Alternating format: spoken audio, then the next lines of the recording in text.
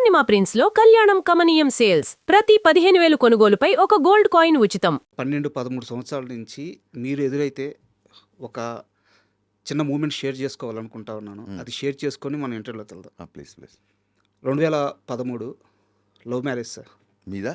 Okay. ఇంట్లో ఒక చాప, ఒక దిండు, ఒక ప్లేటు, గ్యాస్ కూడా లేదు. దీంతో నా సంసారం మొదలైంది. ఆ టైంలో నాకు ఉన్న ఒకే ఒక్క బలం ఏంటంటే మీ షాక్ సినిమాలో మధురం మధురం అనే సాంగ్. అంటే ఒక జంట బతకడానికి ఆ జంట కలిసి ఉంటే చాలు, ఇంకేం అవసరం లేదు అనిపించేంత గొప్ప పాట. గుడ్. దాంట్లో కొన్ని లిరిక్స్ ఉంటాయి. చెదిరే జుట్టు చెమటే మధురం, కొద్దిగా పెరిగే కొలత మధురం, ఇది పెరిగి కిలకం మధురం, అండ్ మౌంటేజ్ షార్ట్స్ కూడా. మహానుభావుడు వేటూరు గారు రాశారు ఆ పాట. అందుకే అంత అందంగా ఉంది. ఇన్ని సంవత్సరాల తర్వాత కూడా గుర్తుంది లిరిక్స్. అంటే ఇంత పర్టికులర్గా ఎందుకు చెప్తున్నానంటే సార్, ఈ రోజుకి మేము చాలా ధైర్యంగా బతుకుతున్నాం. మేమిద్దరం, మా ఇద్దరికి ఇంకోటి వచ్చాడు, ముగ్గురం చాలా ధైర్యంగా బతుకుతున్నాం. మా జీవితం మొదలైన తొలినాళ్ళలో మీ పాట, మీ మౌంటేజ్లు, మీ హీరో, మీ హీరోయిన్, మీ డైరెక్షను మాకు ఇచ్చిన ధైర్యం అది. Thank you. అంటే నాకు మీరు చెప్తే గుర్తొచ్చింది. I felt little emotional. నాకు ఎవరు ఎప్పుడు ఇలాగా, అంటే ఆ సినిమా చాలామంది ఫ్యాన్స్ ఉన్నారు, చాలామంది భార్యాభర్తలు, చాలామంది పార్టీస్లో, మీటింగ్స్లో, పెళ్ళిళ్ళలో, రిసెప్షన్ అలా వచ్చి, సార్ మీ షాక్ సినిమా చాలా చాలా ఇష్టం, ఈ పాట చాలా ఇష్టం, ఎంతోమంది కపుల్స్ నాకు సినిమాలు చేశాక. బట్ మీరు చెప్పించి వచ్చేసి చూసారా, ఒక రూమ్లో ఒక దిండు, ఒక చాప, I can relate my life with that. నా పరిస్థితి కూడా అలాగే. అండ్ ఆ టైంలో నేను ఇంచుమించు సినిమా ఫ్లాప్ తర్వాత అలాగే ఉన్నాను. అంటే నా భార్య ఎన్ని కష్టాలు ఫేస్ చేసింది, ఎంత సపోర్టివ్గా ఉంది అనేది నాకు ఇప్పుడు మీరు చెప్తే నాకు ఒకసారి నా డేస్ గుర్తు చేయండి. Thanks for remembering. Thank you. Sorry.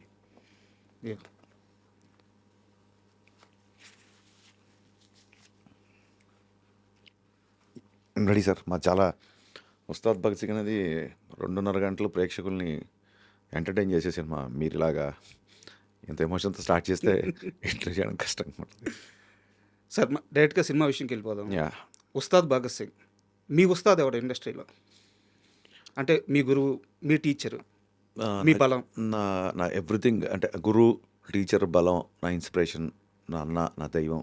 నాకు అదే షాక్ సినిమా పోయిన తర్వాత కూడా నన్ను నమ్మి మళ్ళీ సినిమా ఇచ్చి నన్ను నిల్చోబెట్టి ఇవాళ ఇక్కడ కూర్చోబెట్టి ఏం చేసినా రవితేజ గారండి సార్.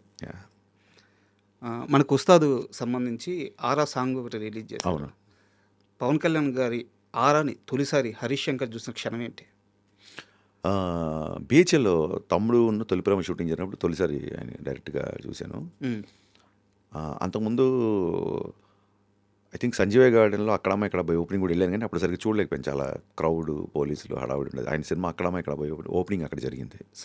బట్ బిహెచ్ఎల్లో చాలా తృప్తిగా ఒక 20-30 రోజులు పెద్ద పెద్ద షెడ్యూల్స్ చేశారు. 2 సినిమాలు అక్కడ చూశాను. బట్ నేను యాజ్ అ డైరెక్టర్గా ఆయన ఫస్ట్ టైం కలిసింది ఆయన ఫామ్ హౌస్లో మిరపకాయ కట్ చేయడానికి వెళ్ళినప్పుడు. ఒక బ్లూ డెనిమ్ జీన్స్, డెనిమ్ ప్యాంట్స్లో ఆయన్ని ఫస్ట్ టైం చూశాను. 1.5-2 గంటలు స్పెండ్ చేశాను. అది ఫస్ట్ మెమరీ. గబ్బర్ సింగ్ సినిమాలో ఒక డైలాగ్ ఉంటుంది సార్, పసివాడు పవన్ కళ్యాణ్ అయ్యాడు అని చెప్పేసి. ఉస్తాద్ భగత్ సింగ్కి వచ్చేలాగే పవన్ కళ్యాణ్ డిప్యూటీ సీఎం అయ్యాడు. సో హ్యాండిల్ చేసే విధానం మారుద్ది. భయం పెరిగిందా, బాధ్యత పెరిగిందా? బాధ్యత పెరిగిందండి. భయం ఎప్పుడూ లేదు. ఆయన ఎవరిని భయపెట్టాడు. ఫస్ట్ ఆఫ్ ఆల్ ఆయన అందరితో సరదాగా నవ్వుకుంటూ ఉండే వ్యక్తి.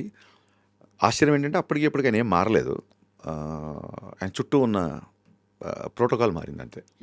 సో డెఫినెట్గా రెస్పాన్సిబిలిటీ ఉంది. చాలామంది అన్న ఐటమ్ సాంగ్ అంటుంటే డిప్యూటీ సీఎం ఒక ఐటమ్ గా వెనకాల డ్యాన్స్ చేయడం, ఆలోచించండి రా బాబు మీరు కొంచెం. అది అలాంటి కొన్ని కన్సర్న్స్, కొన్ని రెస్పాన్సిబిలిటీస్ తీసుకున్నాం.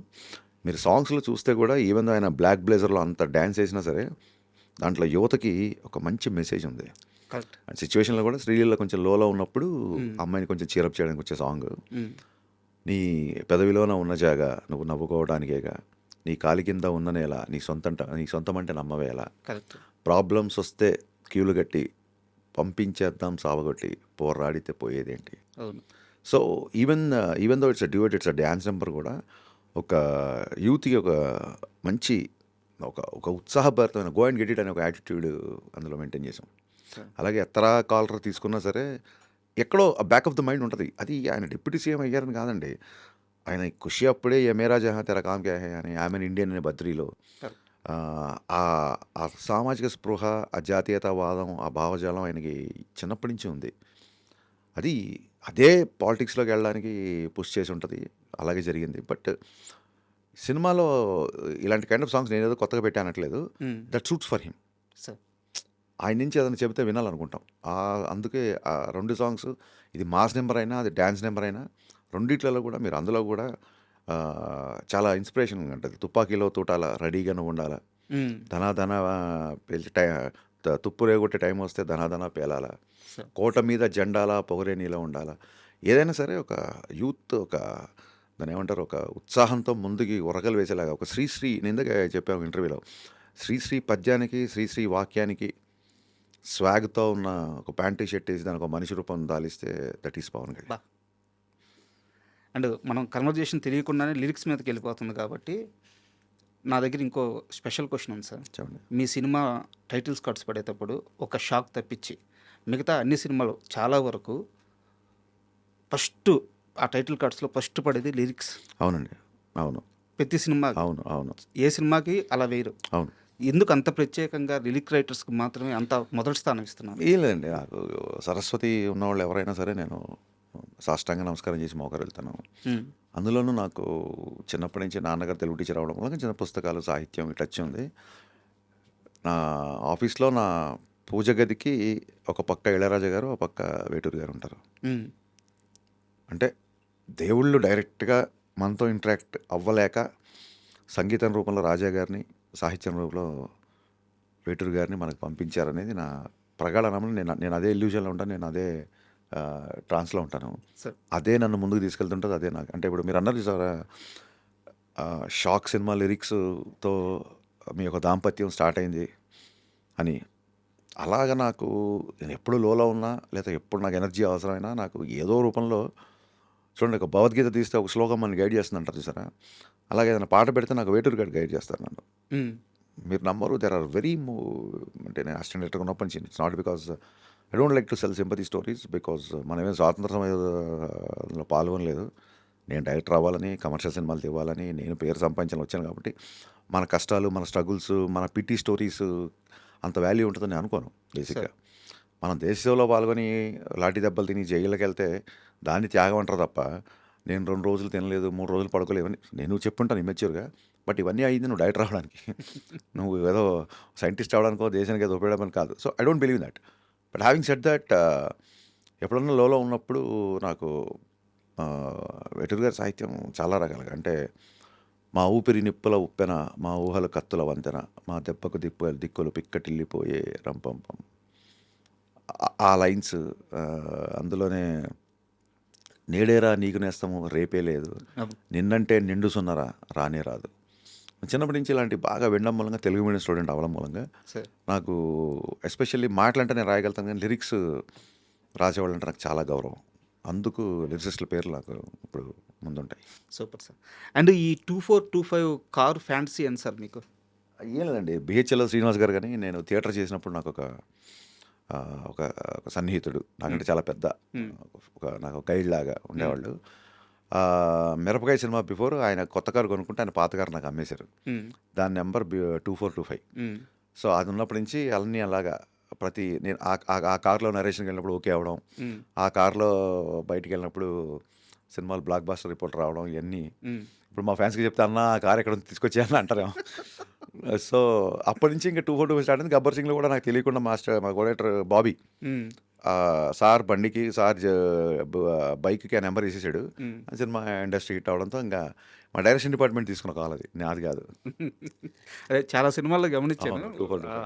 ఉస్తాద్లో కూడా అదే ఉంటుంది. అవును సార్. ఇప్పుడు ఉస్తాద్ విషయానికి వస్తే మామూలుగా పవన్ కళ్యాణ్ గారి సినిమాలు అంటే ఆయనకున్న ఫ్యాంటసీ ప్రకారం లేకుంటే ఆయనకున్న ఇష్టం ప్రకారం తుపాకులు, రకరకాల గన్స్ కనిపించడం సర్వసాధారణం. ఉస్తాద్లో కొత్తగా యారో కనిపిస్తుంది. అవునండి. బాణం అనేది ఐ థింక్ నాకు తెలిసి అంటే దాన్ని ఏమంటారు కథని సపోర్ట్ చేసే దీంట్లో అంటే ఒక ట్రైబల్ కుర్రాడు చిన్నప్పటి నుంచి ఆ, భగత్ సింగ్ యొక్క సిద్ధాంతాలని భావజాలని వంట పట్టుకొని ధైర్యంగా పెరిగిన ఒకరోడు. భగత్ సింగ్ అంటేనే కారణం ధైర్యం. సార్ భగత్ సింగ్ అంటే మనకు గుర్తొచ్చే ధైర్యం. Correct correct. సో ఆ క్యారెక్టర్ ఉస్తాద్ భగత్ సింగ్ క్యారెక్టర్ కాబట్టి, ట్రైబల్ కుర్రాడు కాబట్టి బాణంతో చిన్న లింక్ ఉంటుంది. ఏదో మామూలు కాస్ట్యూమ్లో పెట్టలేదు. అవును. ఫంక్షన్ సార్, మీ fans, cult fans, sir fans, Pawan Kalyan గారి ఫ్యాన్స్ అందరూ ఫంక్షన్ కోసం చాలా ఈగర్గా వెయిట్ చేస్తున్నారు. రేపు ఫంక్షన్ ఏ స్థాయిలో ఉండబోతుంది? మీరు అంటే అంత ఫ్యాన్స్ అందరూ ఊహించుకునే స్థాయిలోనే ఉంటుంది. బట్ టు బి ఫ్రాంక్, నేను సినిమా ప్రీపోన్ చేయడం మూలంగా అసలు ఫంక్షన్ ఏర్పాట్లు ఏంటి, అవి ఏంటి, ఎలా జరుగుతుంది ఏంటి, అసలు అస్సలు ఐడియా లేదు. కంప్లీట్ పోస్ట్ ప్రొడక్షన్ పనిలో, ప్రమోషన్లో.